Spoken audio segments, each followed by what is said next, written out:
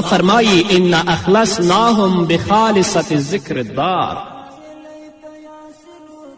مونږ هغوی د یو خالص صفت پر اساس غوره کړي وو او هغه د آخرت یاد و. کله چې الله رب العزت له فحشا څخه د حضرت یوسف علیه السلام کیسه بیانوي، نو هلته په څرګنده توګه ښکاري چې له فحشا څخه د یوسف علیه السلام د خلاصون یوازینی لامل د هغه اخلاص او پاکی ده. الله رب العزت فرمایي ولقد همت به وهم بها لولا ان رأى برهان ربه كذلك لنصرف عنه السوء والفحشاء انه من عبادنا المخلصین.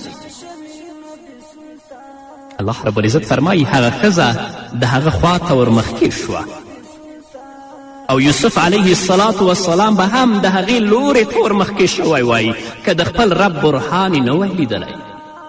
داسې وشول تر څو موږ له هغه نه بدي او بېحیایي لرې کړو. په حقیقت کې یوسف علیه السلام زموږ له غوره کړي شوو بندګانو څخه و.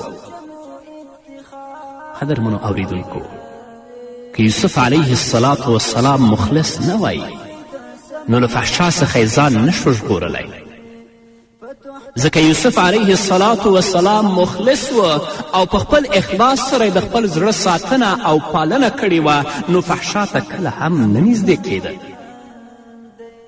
په دې توګه قدرمنو اوریدونکو، هغه ځوانان چې وایي شپه او ورځ له فتنو او ازمیښتونو سره لاس او ګریوان دي، شپه او ورځ له داسې کسانو سره مخ کیږي چې د فحشا او منکراتو ته یې اړباسي او بالاخره په یو ناوړه او نامناسب ځای کې په دنده بوخت وي، هغوی باید له یوسف علیه السلام نه زده کړه وکړي.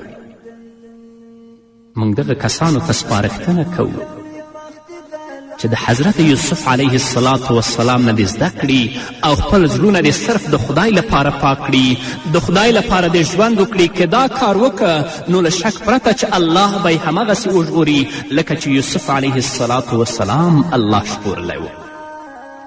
یوسف علیه السلام د الله په عبادت سره، د الله په طاعت سره او په هغو کې په اخلاص سره د خپل زړه ساتنه او پالنه کړې وه، نو الله د فحشا نه وساته.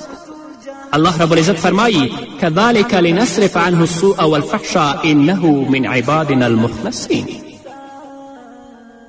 داسې وشول چې موږ له هغه نه بدي او بېحیایي لرې کړو، په حقیقت کې هغه زموږ له غوره کړې شوو بندګانو څخه و.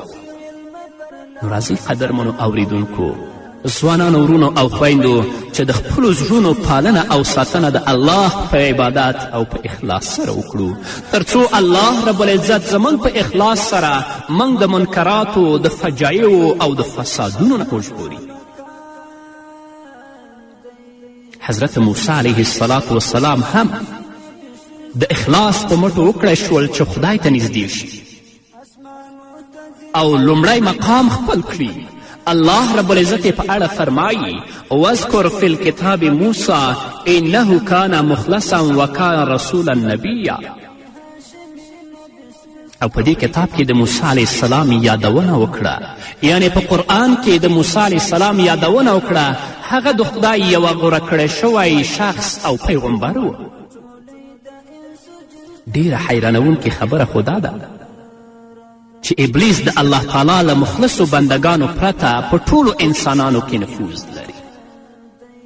ابلیس او شیطان هیڅ کله نشي کولی چې د الله مخلصو بندګانو ته نږدې